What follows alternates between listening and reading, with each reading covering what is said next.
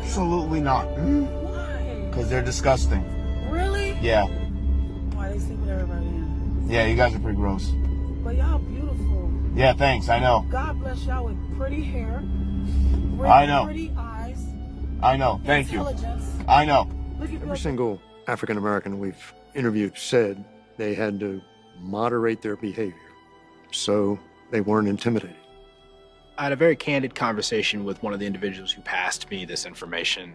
He broke it down. You're big, you're black, with a deep voice.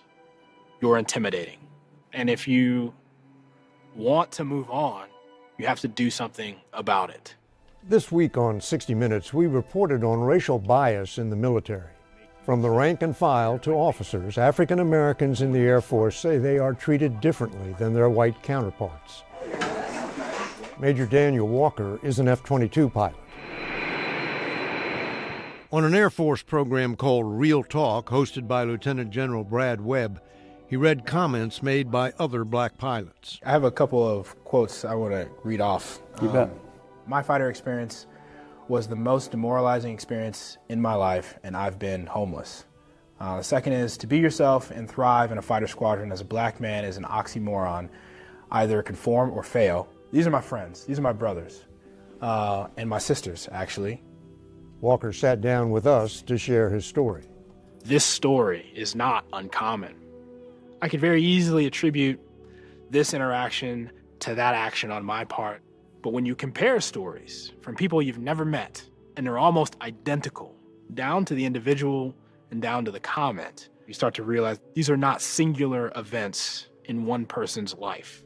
Walker grew up in Dallas. His family told stories of his great-uncle, Norman Scales, a Tuskegee airman who earned a Distinguished Flying Cross for combat missions during World War II. At 6 years old, to have your dad's uncle be a Tuskegee airman and see the movies and hear about Uncle Scales, he's got a street named after him in Austin, your family can't help but talk about him. And when I was born and they saw things in me, I felt at a very early age those hopes start to transition to my shoulders. He flew fighters and he changed the trajectory of my family's history. So that's what I'm gonna do. Determined to follow in those footsteps, Walker went to the Air Force Academy and from there to pilot training. Had you been told what to expect at flight school?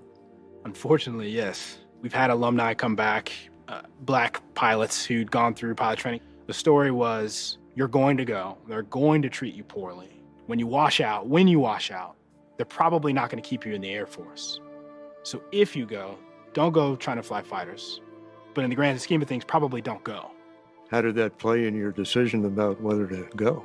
Well, in my mind, I have to prove it can be done and then prove it can be repeatable. Walker excelled at flight school and earned a coveted assignment to fly the Air Force's top-of-the-line F-22 stealth fighter.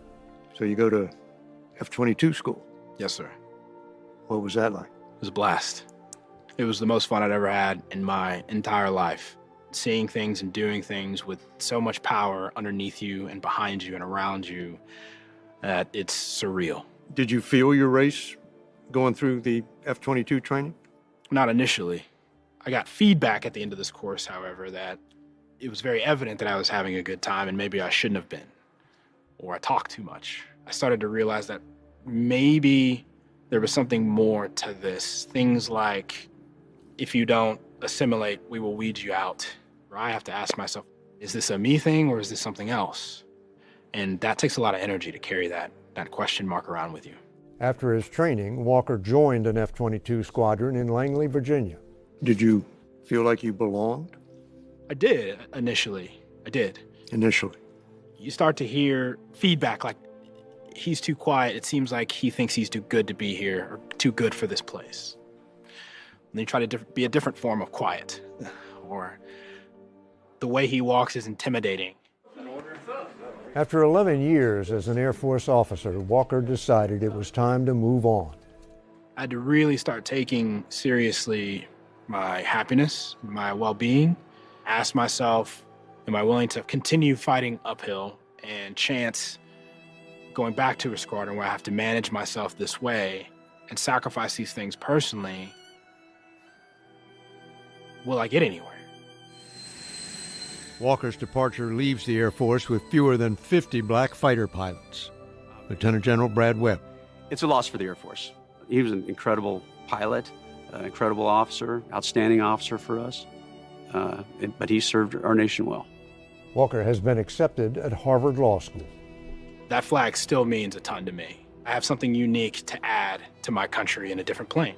My decision to go to law school, which is what I have planned next for myself, centers around that. How can I take everything I've experienced here to include these interviews in this moment in time and channel it, this energy, toward affecting change? If I'm going to do anything with the rest of my life, I think it's going to be that. As soon as you walk through the door, like your hair, what do you think about when you're getting ready to go into corporate world? What's my hair going to look like? Can I wear braids? Can I do this? I need to talk a certain way. Like I've had people in the corporate world, because I used to work in Liverpool Street in a private bank, tell me, oh, it's just the way that you phrase things, Vicky. I'm like, okay, I will work on my elocution outside of this, but right now I'm talking how I've been brought up talking, and loads of people understand me, so I don't need you to come and patronise me, essentially. So yeah, we can't be ourselves. We have to kind of... Do you know, I think I would add on to the end of that question, because the reason I was talking about whether to get up or not is you can be yourself, but obviously there are consequences of that. Do you know what I mean? And it's, can you be yourself and, you know, feel like there's not going to be any repercussions, you know, you're not going to be spoken down to or looked at differently. And I think that's where the issue comes into it. I mean, like, personally, obviously I work in law, so my thing is like trying to bring my real self to work all the time, and I try and tell people about what I do outside, and I let them follow me on Instagram so they can see like what I do on a day-to-day, and I really try and make it a thing to be myself. But I know that's kind of like a privilege because of the particular firm that I work at, whereas speaking to other people about their experiences, I know that where they are, they could never do that. Like, they have to shield that side of themselves, they have to speak in a particular way. Otherwise, they will just face the consequences of that, which is being looked at differently. So I guess I do kind of agree with that statement, and I don't think that we are at a space in the corporate world, at least, where people feel comfortable to do that without any kind of... Why is that? I know that sounds like such a simple question, but like, the question, obviously, or the statement rather, was black people can't be ourselves. Like, let's even define that. What is it to be black, in a sense, and being ourselves that we even want to bring to work? And